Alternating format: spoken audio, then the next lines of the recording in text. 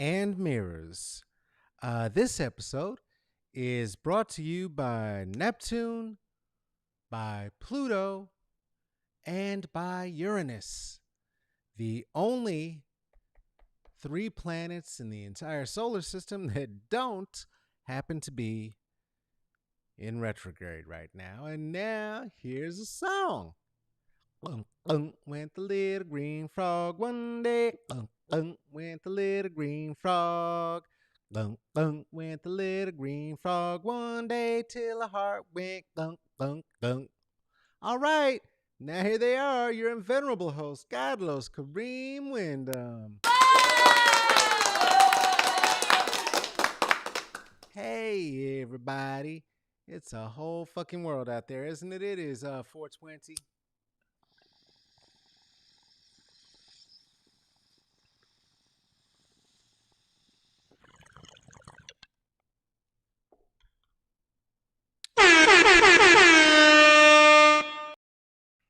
Shout out to you for being alive and maybe being here with me.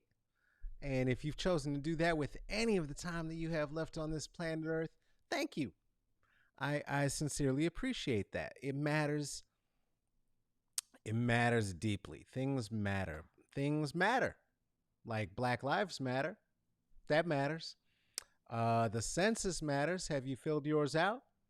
Have you gone to my census? The sound is low. Oh, no, we're going to turn that up. Can't see me. What? How you can't see me? What's going on? Let me see. Camera, FaceTime. That's what it says. Source, camera. That's what it says. My friend Rick, I'm going to put you on the screen right now. Rick says, okay, Rick was saying he can't see me. He says it's all good now. Rick, that might be your old ass eyes.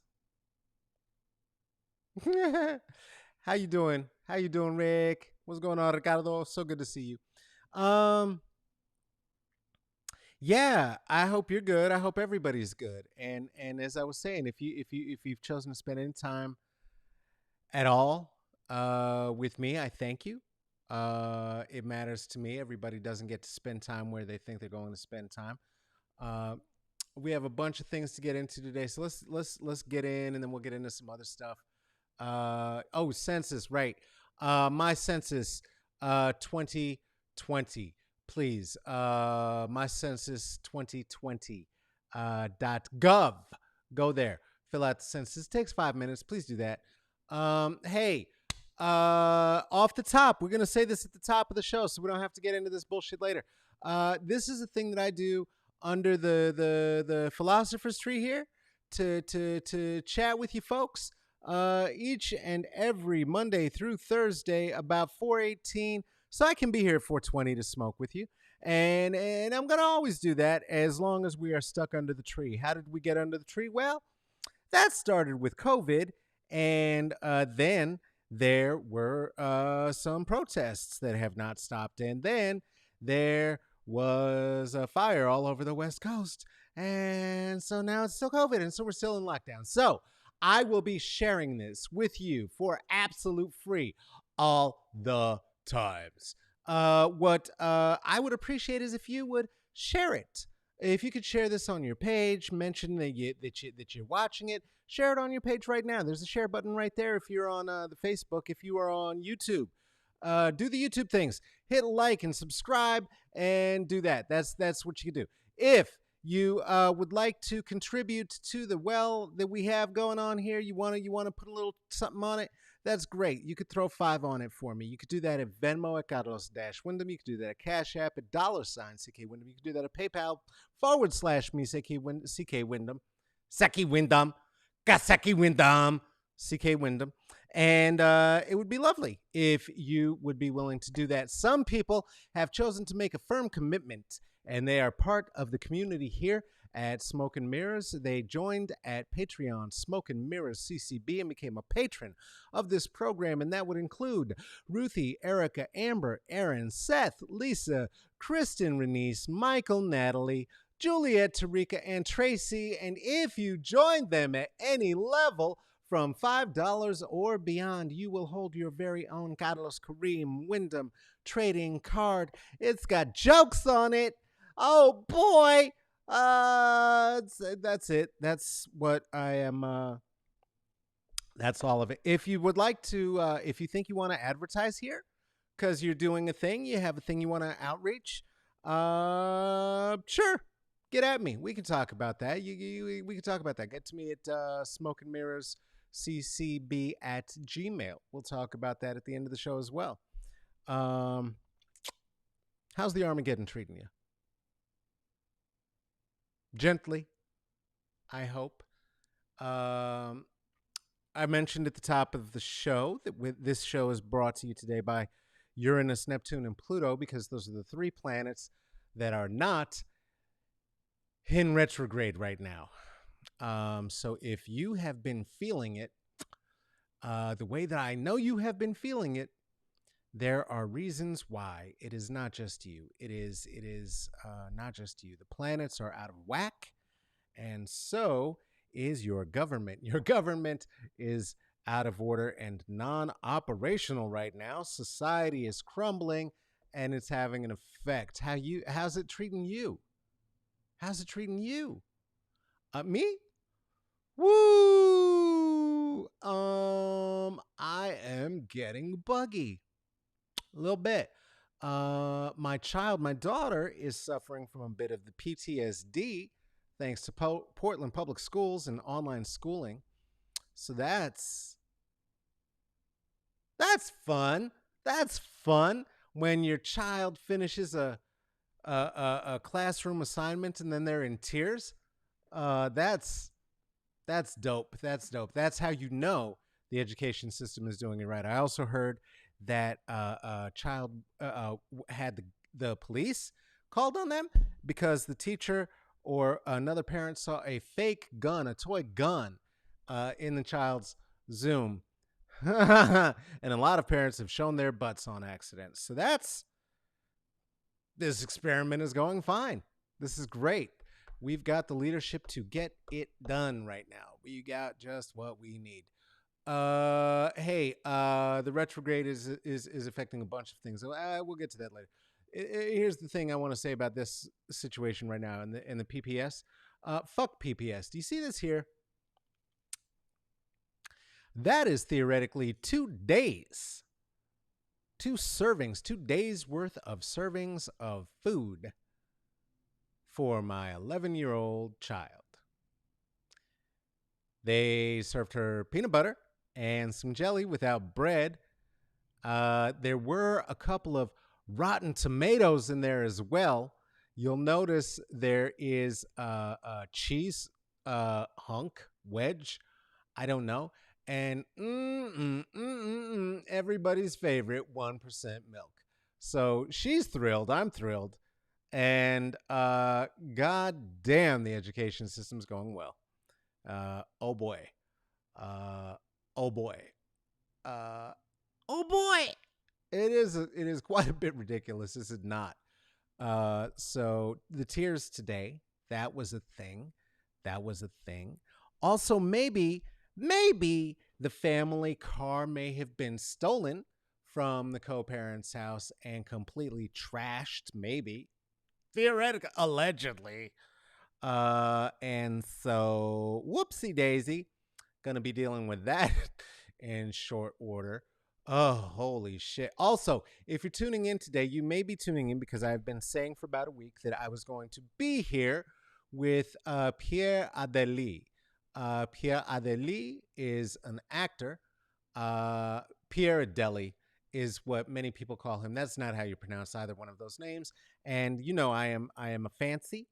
I'm a fancy. And if you have a name in a language, I'm going to say it in that language unless you don't want me to the best of my ability. Anyway, Pierre, but whoa, what just happened there? Huh, don't get too fancy. Pierre Adeli is an actor with Tim Robbins' gang and somebody who I've known for the better part of about 25 years, 26 years, maybe more. And we were going to get into it and talk about what it is to live that life right now as an actor, as a celebrated stage actor under the time of the COVIDs. But nope, that's not going to happen because Pierre had bit of a family emergency. And so I just want to take a second to wish my best to Catherine, his mom, who is one of the coolest ladies I have ever known in my life, and introduced me to cornucopia of Persian foods as a young person in my 20s, and had an amazing tolerance for me and my knucklehead friends. But he will hopefully be joining us soon. But all the best to him, and of course, all my best to your brother Andre as well. And Yeah, I love you. I love you all, and I hope you're doing okay. Hey, speaking of people I love, Michael, if you happen to be seeing this, I love you. Happy birthday. Happy birthday to you. Happy birthday to you. Happy birthday, dear Michael. Happy birthday to you. If you're not from Denver or Boulder, that seemed incredibly creepy, and it is, because that's the version of Happy Birthday that used to be sung to children on KWGN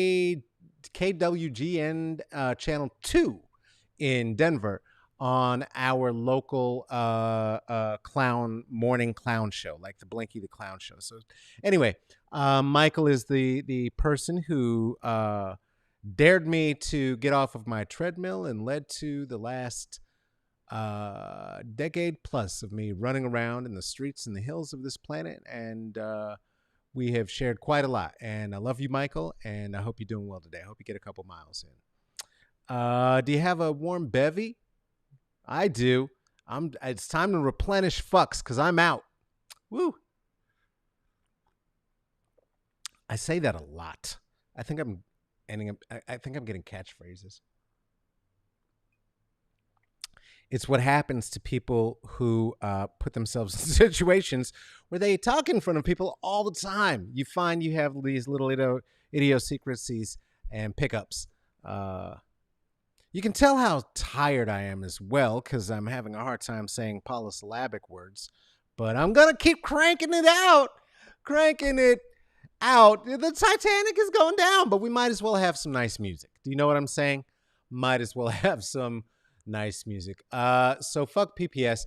Hey, let's start off nice before it gets yucky, because there's some yuck to be had. Would like to celebrate somebody. I would like to celebrate this person. This is Tanqueray. Tanqueray.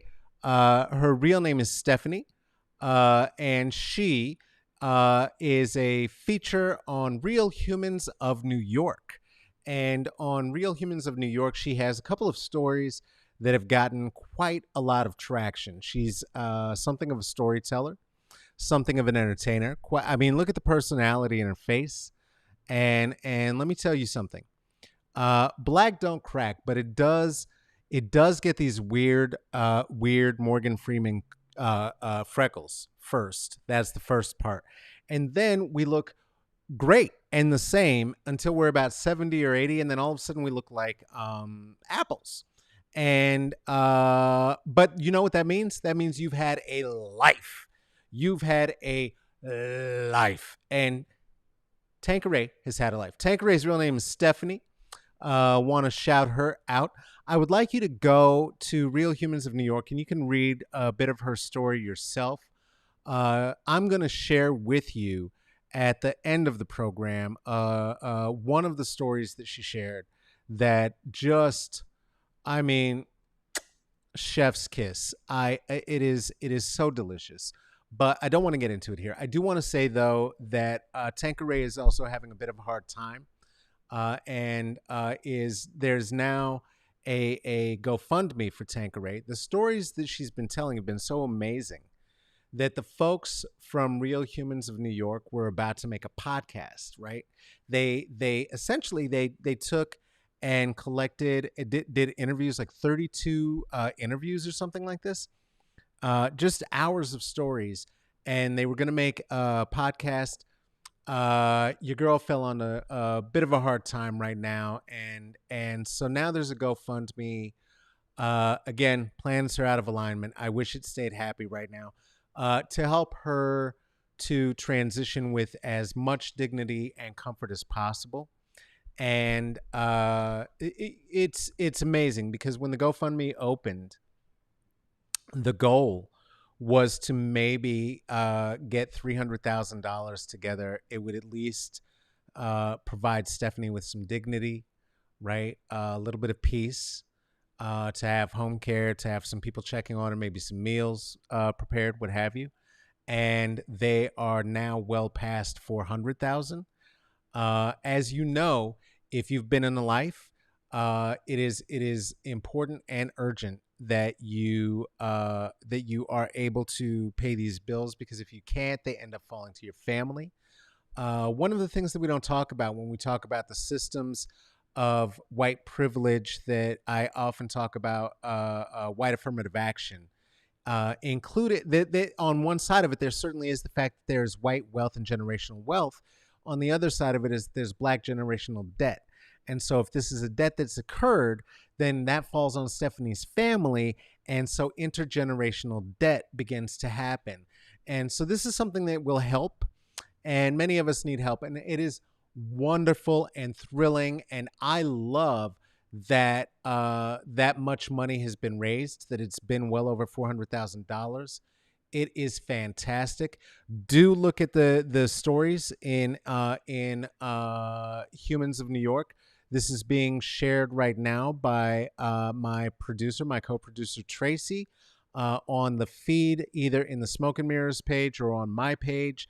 I don't know which. You look, toggle if you're on Facebook. And if you're not on Facebook, then that's not relevant anyway, because it's on the screen. It's a GoFundMe. You know what GoFundMe is. It's the Tanqueray Trust. It's right there. Tanqueray Trust at GoFundMe. Tanqueray Trust at GoFundMe. Tanqueray Trust at GoFundMe. Go there. You'll find out more. You'll find out more. I love it. I love it. I love that that's happening. It's important that it's happening. I also hate it. I hate it. I hate it. I hate it. I hate that it's happening. Fuck that it's happening. And not because it shouldn't happen. It should happen that we take care of one another when the state abandons us. Yes, we do know how to take care of one another. We show this over and over again, right? And in particular, brown folks, black women lead the way in how do we take care of one another and how do we do it in ways that are meaningful. And sharing those stories is one of those ways. And now folks are taking care of Stephanie. And to be clear, this is not like a charity situation. One of the things that they were very clear about is that they are paying Stephanie for the time and for the stories that were done for what was going to be the podcast. Okay, so this is not charity. This is if you like it, pay for it. So if this is as T with Queen and Jay would say, pay black women, this is a great opportunity. Pay this black woman her due. It is well overdue. And if we lived in a society that cared about us, that kept the social contract. And I could have faked like I was being fancy when I said social, like when I say schedule. I was not. Social. If the state kept the social contract, there wouldn't be a need for such a thing, right? And the thing is, who would care except that the state says there's a social contract, and the social contract is we pay into society, we pay taxes, we do our work, and then we have care when we are no longer working, because we have provided labor for the state and for the benefit of the state. And so now we have care when we're older or when we're infirmed or when we're sick or when we're in need. And as we have all learned, anyone who didn't know it, the disabled knew it. I knew it. I'm disabled. That you can't depend on the state for that. You just can't, because the state is a big fat liar and just loves to prove it again and again and again. And it's proving it again now, too. It does the best that it can to take care of folks when it can, but certain folks, even when we design a thing to take care of us folks, black folks, native folks, those things end up taking care of white folks. Land deals, for instance, procurement deals that end up benefiting white landowners, oil barons, and such. When native lands and native trusts are wanted to be violated, the state just lets them. The state just lets them. In our case, there were all sorts of amendments, 13, 14, and 15, meant to assure that that all persons were given their full rights. And well, that is a good idea, and it has been applied. It has been applied. It has been applied in particular to white women. I've talked about this very often. All of the work that was done in the civil rights movement, all of the work that was done in the first abolitionist movement, in the Reconstruction movement, white women have been the singular key beneficiary in every case. And it's because it was rigged to be such. We live in a society that loves white women more than anything. And so when Ruth Bader Ginsburg used that argument, because there was no mention of gender or sex in the Constitution, when she brought that argument to the Supreme Court, that is how gender became a part of the conversation when we start talking about black folks and people of color. And so now when we're having that conversation, now we're talking about, are there women, people of color, and or black folks at your organization? So now if you hire a white woman, you've met the mark. It's qualified. You're good. You're done. And guess who doesn't get recognized? Well, black people, and certainly black women get least recognized in that. But all women can now do some things that were not possible before her. And so I don't want to pretend that that's not true. You can get your own credit card. You can get a loan. You can open a bank account, get a job, go to a doctor, and do all of that. Get an abortion in where you can in some states, and that's going to be limited very soon, unfortunately, because she did die, and may she rise in power. It is rude to say rest in peace to folks of the Jewish traditions, and so I'm not going to suggest that, but may her spirit be recognized, and may her deeds come to light, positive and those that are not so. She did very, very important things, and I do not want to pretend that didn't happen. And she also said that she thought that the protest of taking a knee by Colin Kaepernick was both immature and stupid. So here's to RBG.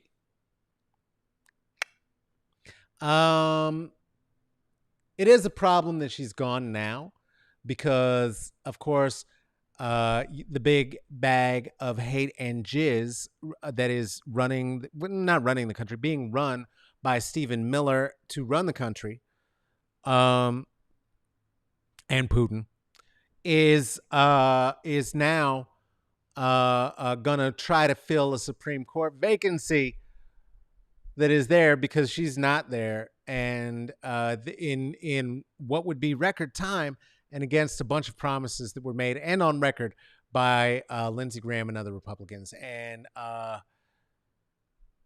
so, yeah. There's only 3 planets in alignment right now. I mean, it's not... Let's just take a break for a second. Let's just acknowledge. Let's not go 1 second further before acknowledging that this is what Regina King looked like last night. Can we just say that? Can we just celebrate that for 1 fucking second? Can we just have that for a second? And a lot of black people won a lot of Emmys, including for superhero shit. This blurred is in heaven. Can we say that too? It's a nice thing to have as the world is burning. It keeps the cockles of my heart warm. And everybody loves warm cockles. Well, this asshole, it is with his help. We've talked about him. There he is. AG Barr, having not only swallowed the fly, the spider, the bird, the cat, the dog, the goat, and the horse, and somehow that spider still wriggles and tickles and jiggles inside her. This dickhead is gonna try to fill that Supreme Court spot and help the Senate, Mitch McConnell and the boys, make it happen. So that's gonna be a thing. That's going to be a thing. Oh, also, he has declared broadcasting live and direct from Portland, Oregon, which is now evidently an anarchist state, anarchist jurisdiction of the United States. So declared by the frog at the helm of the Attorney General's office. That's where I live, in the flaming, burning anarchist state of Portland, Oregon. Here's a fact for all of that. My favorite coffee shop up the street is open again. They're open back up. You can't see it. The light is weird. If I bring it far enough away, I have to bring it all the way back there. That doesn't work. It's Case Study. They're back. You know what this is? This is a quad breve. It's a quad breve. That's a very fancy drink. This is tea. Now, the reason that I bring this up is because I got this right past the brunch spot, which was open and full earlier today. I waited until it was not because I didn't want COVID for my breakfast. Got this afternoon because evidently you can get coffee in an anarchist jurisdiction, so that's okay. That's okie dokie. It's interesting because when you say that, then you're saying anarchy and you're saying anarchist jurisdiction. But the thing about anarchy itself is that anarchy would require that there is not a jurisdiction, because if we're gonna say words, let's just say we're gonna use our throat muscles and mouth hole and flip our tongue around, and we're gonna push some air out from our diaphragms and make, I don't know, words. And they're gonna mean things. Let's talk about what they mean. Anarchy is an actual political belief system. And it is one that is not monarchy, which is having kings and queens, which is what Donald Trump seems to believe he is. And it is not one that has a democracy, one where you're voting about what will and won't happen necessarily. You can have a democratic anarchy, but it's not voting per se, because basically what anarchy is a state of not having a state, right? That means people together, working together, talking about things, about how do you get stuff done, and let's make a decision together, and everybody has to get in and nobody gets to get out, and we're all going to work together to make our lives better as one people. And it is not a new thing. It has been around, the idea, since the French Revolution, and it has been around in the United States for a very, very long time. It's not new. A lot of people think that what it is, and what they've been trying to do, is they say anarchist, anti-fascist rioters. These are three very distinct and different things. Okay? Once again, for the cheap sheets, I'm having such a hard time. And the cheap sheets, Because I would imagine that the Klans folk are wearing the cheapest of sheet. But I meant the cheap seats. Antifa means anti-fascist. Anti-fascist. Fa. Antifa. Anti-fascist. Antifa.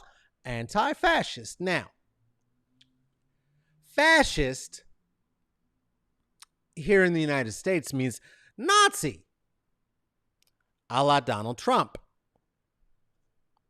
So to be anti-fascist means to be anti-Nazi. So if you are not anti-Nazi, then you are what?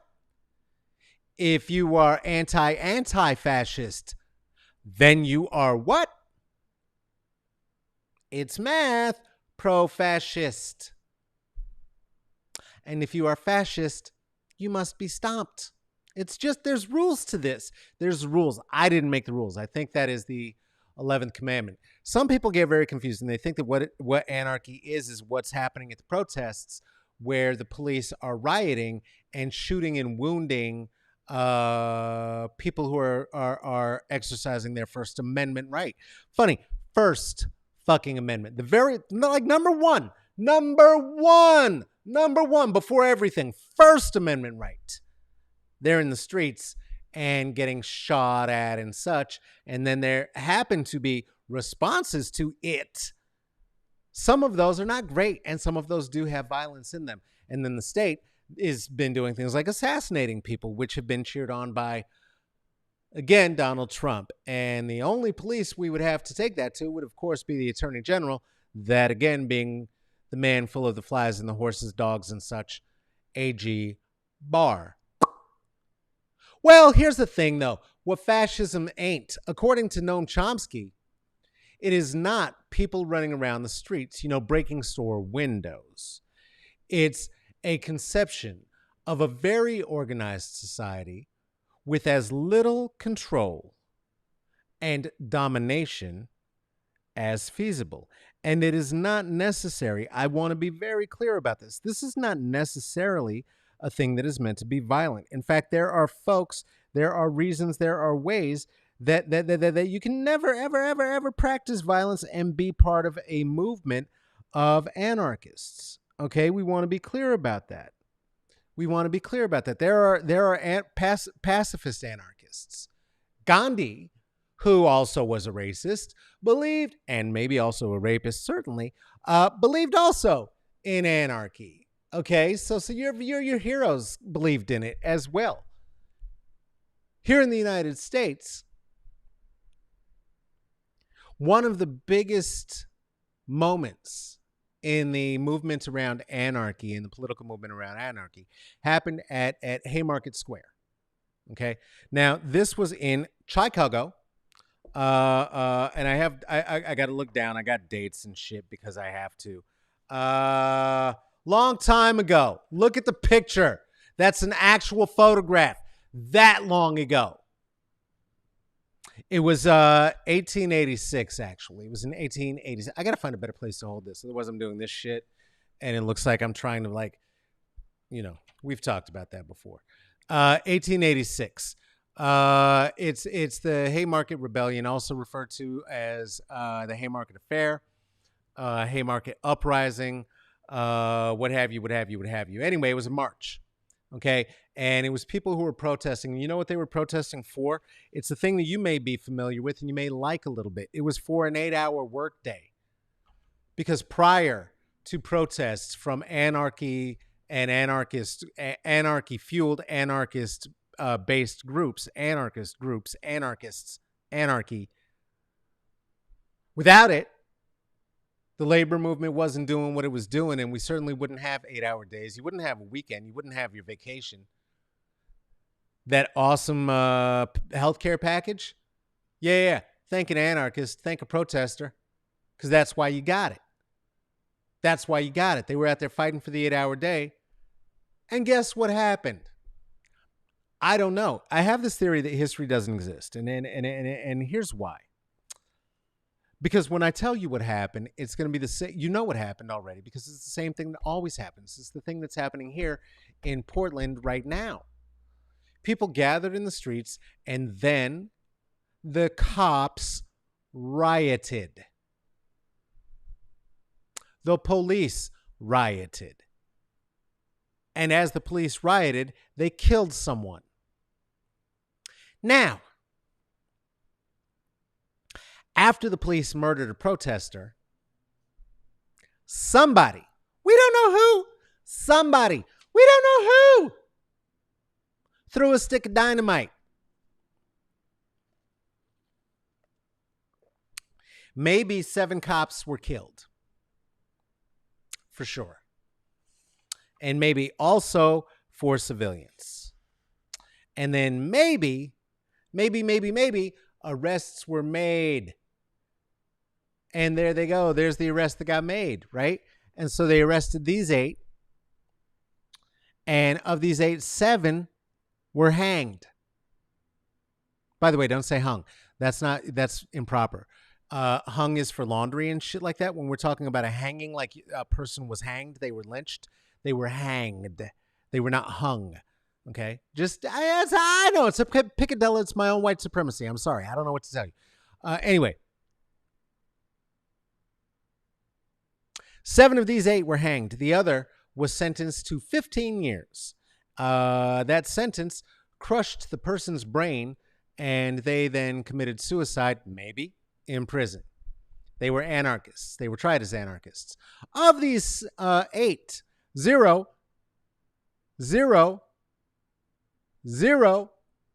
were found 100% guilty. One of them was thought to maybe have built a bomb. And many of the others weren't even there. Like, not even at the actual shit. They were just known anarchists in Chicago. And since some cops died, the state decided, hey, you know what we're going to do? Because you don't like the state, fuck you. The ones who said you don't like the state, we're coming after your fucking asses. And then they did. And they pinned them up, including the very, very handsome Albert Parsons, formerly of Texas. You can see him right there. And he's got a very, very, very handsome mustache. Look at that. Albert Parsons. Albert Parsons was one of the ones who was hanged. He was swinging from a thing. Journalists and printers, as noted by Leslie Celine, they were making flyers and books and shit like that.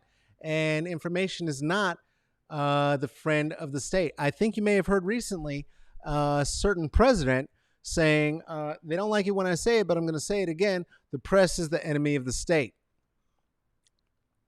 See, if the press is the enemy of the state, then the state can decide that it wants to stop the press. And one of the way it can stop the press is to kill the people who make the press. Like it did then. And if you think that can't happen now, you're out of your fucking mind. So Albert Parsons was one of the ones who was killed. And his then wife, Lucy Parsons, became known as the Chicago Queen of Anarchy. She became known as the Queen of Anarchy. Now, anybody looking at Lucy Parsons right there, any black folks listening to what's happening and watching any of this may have just had this quick moment of going, that looks like an ambiguously black person. And may have been looking back here at Albert Parsons from Texas and thought to themselves, that definitely looks like a white person. And I'm going to say to you, you are not wrong. There is a picture of elderly Lucy Parsons, who 100% was a black lady. This did not add to her popularity when she began talking about the atrocities that happened, including the judicial atrocities that led to the hanging of the folks who worked the printing presses in Chicago and were named anarchists because they were part of an anarchist group, but the state decided they didn't want them around, and so murdered them. Bad. Killed them. Hanged them. Hanged them. Not hung. I am hung. They were hanged. Easy way to remember. There's a nice, it's not a mnemonic exactly, but I don't know what that is.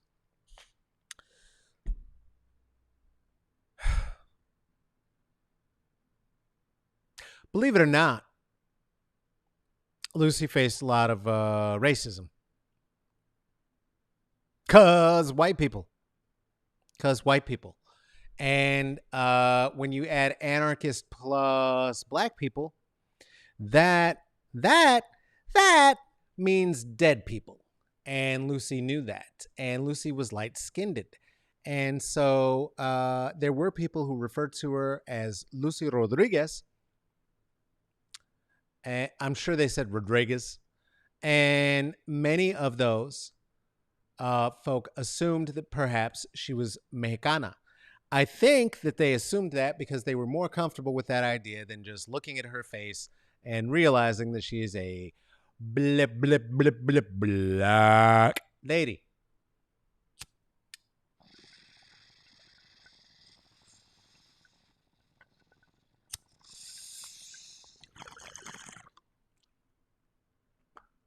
But what's this got to do with nothing?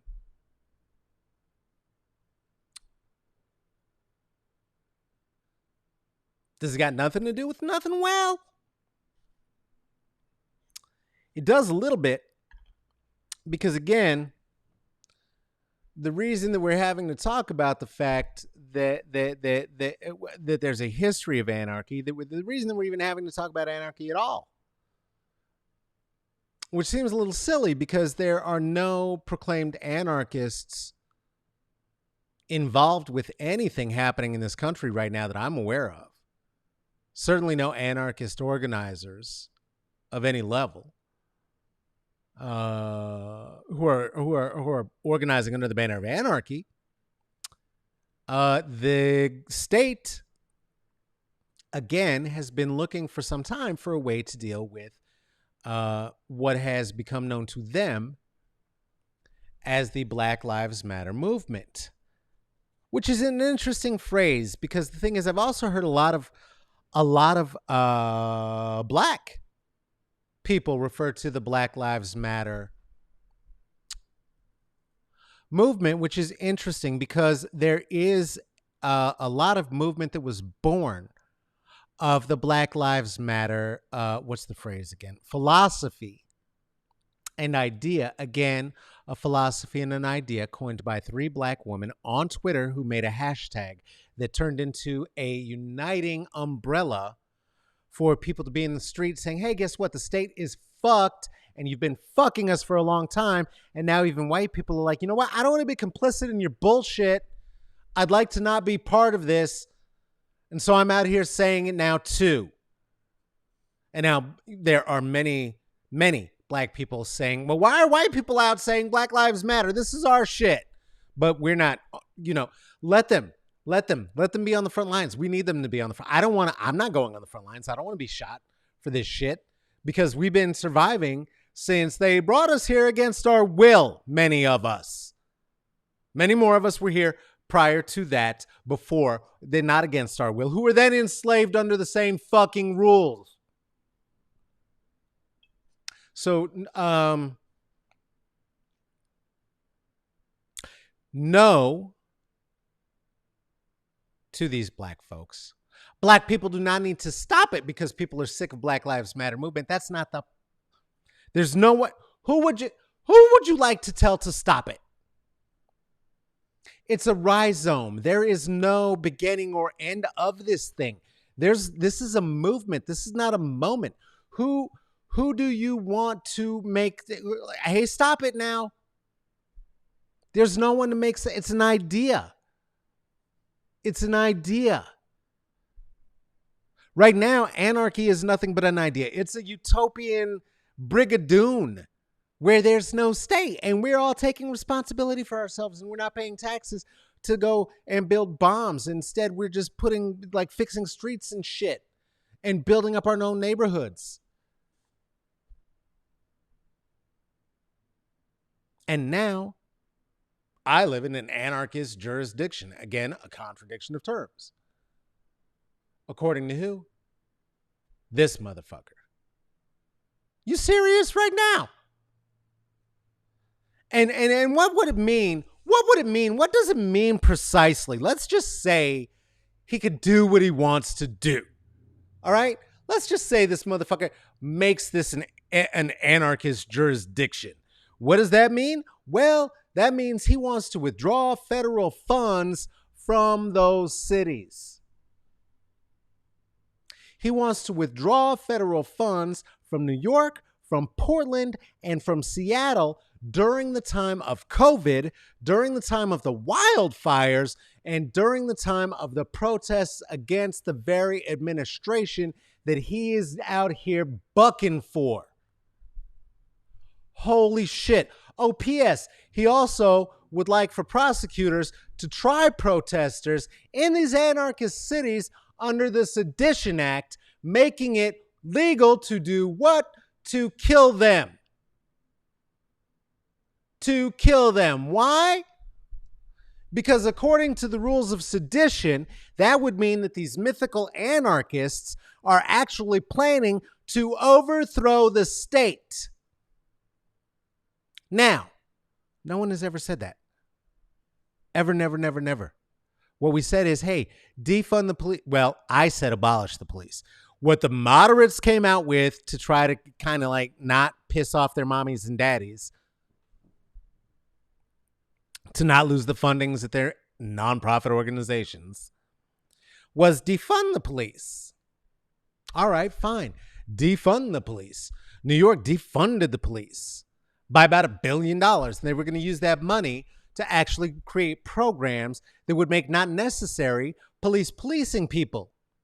Because there would be things like, I don't know, schools, after school programs, daycare, healthcare, actual fucking food that you could eat when you were at school, and not some shit like this.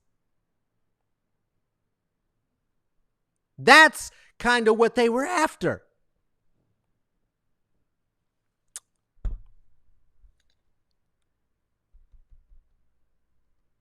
He wants to do that to New York, specifically for withdrawing those funds from the police, and wants to make the same thing true. The Sedition Act, this could be an act of sedition. This could be an act of sedition. If you are watching this, you could be committing an act of sedition under and according to the laws that he is trying to provoke right now. Because we are in an anarchist jurisdiction, and because I speak against President Trump, and if the president is determined to be the government, and it is an act of sedition to try to bring down Trump, because that means it's an act of trying to bring down the government, because they have said that if we're going to protest Trump, if he gets in office, then we are actually protesting the government. No, we are not. We are protesting your candidate, motherfuckers.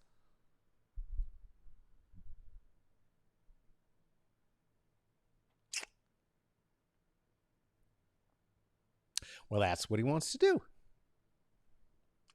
He wouldn't mind seeing me hanging from a branch in the public square.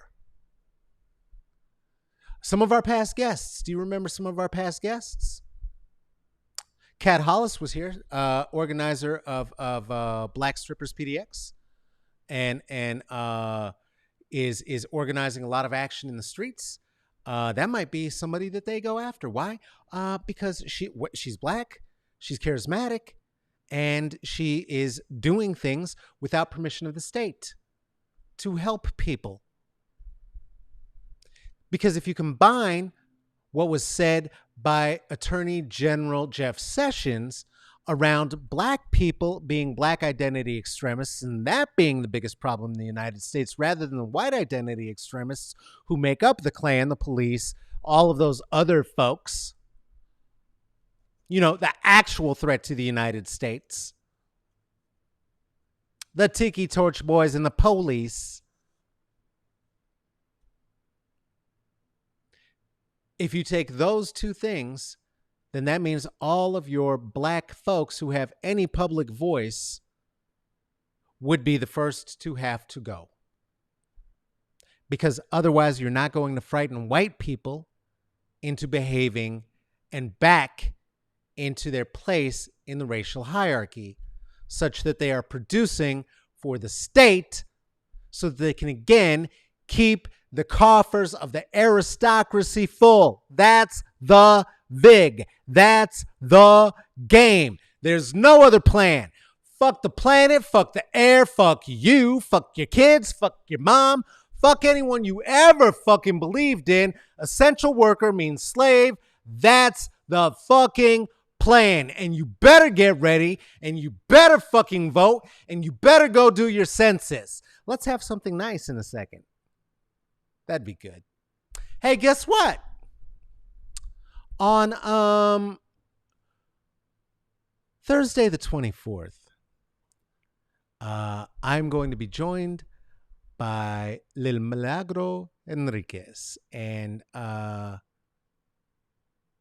Milagro Enriquez has begun a school of learning and a way of learning that is one that is going to be brought in response to the environmental tragedies of the world. She is now located in Oakland, California, relocated from New Orleans because of an environmental tragedy of the world, and is now homeschooling and talking about educational reform in California, which is living under two global environmental tragedies of the world. That, of course, being COVID and the fires. So that's a good time. Hey, stick around to the end. I'm going to share that story I promised from our friend Stephanie from the one and only Tanqueray. This here has been Smoke and Mirrors, and this is what we do. This is what we do. Hey, Pierre, my friend, I am so sorry for the struggles. I hope you and your family are going to be okay. I hope that Pierre Adeli will join us at a time that is one where he is feeling more settled in his body, and that things are a little bit more stable in the family. So hopefully that's going to come up. If you'd like to look at the IG, where you can see pictures of guests and me sitting here yapping my yap hole, well, you can do that at Smoke and Mirrors CCB. You can also look at some Twitter words from me. That's at Caballo Negrito. And if you have an idea, thought, a question, something we should cover, something we should talk about, something we should stop talking about. Have I made a mistake? Do I need to be called to the carpet? Do you just hate it here? Was this the most garbage thing you ever saw and you want to complain? Well, send all of those things to Smoke and Mirrors CCB at Gmail. This is a thing that is produced and hosted by myself, Carlos Kareem Wyndham. This is produced, and this episode in particular, I want to make mention, is produced by the one and the only Tracy Tatamy. And this here has been Smoke and Mirrors. So do yourself a favor, please. Do me a favor. Take care of each other. Take care of yourself. Wash your hands. Stay inside. If you do go outside, wear a mask and do those things because I love you. And now here's a story from the one and only Tanqueray.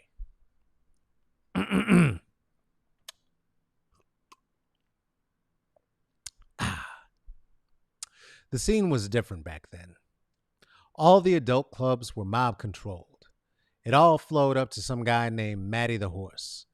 Honestly, the mob guys never bothered me. They were cool. And I like how they were dressed. They wore custom-made suits and they went to hairstylists, not barbers. These guys wouldn't even let you touch their hair when you were fucking them. Not that I ever fucked them, because I never turned tricks. Well, except for that one time. I took a job from this woman named Madame Blanche. She controlled all the high-dollar prostitutes back then. She was like the internet. Could get you anything you wanted. And all the powerful men came to her because she never talked. She set me up with a department store magnate who wanted a black girl dressed like a maid. I thought I could do it. But when I got to his hotel room, he wanted to spank me with a real belt. So that was it for me. It was done. But Madame Blanche set my best friend Vicky up with the president every time he came to New York. And don't you dare write his name because I can't afford the lawyers. But he'd always spend an hour with her. He'd send a car to pick her up.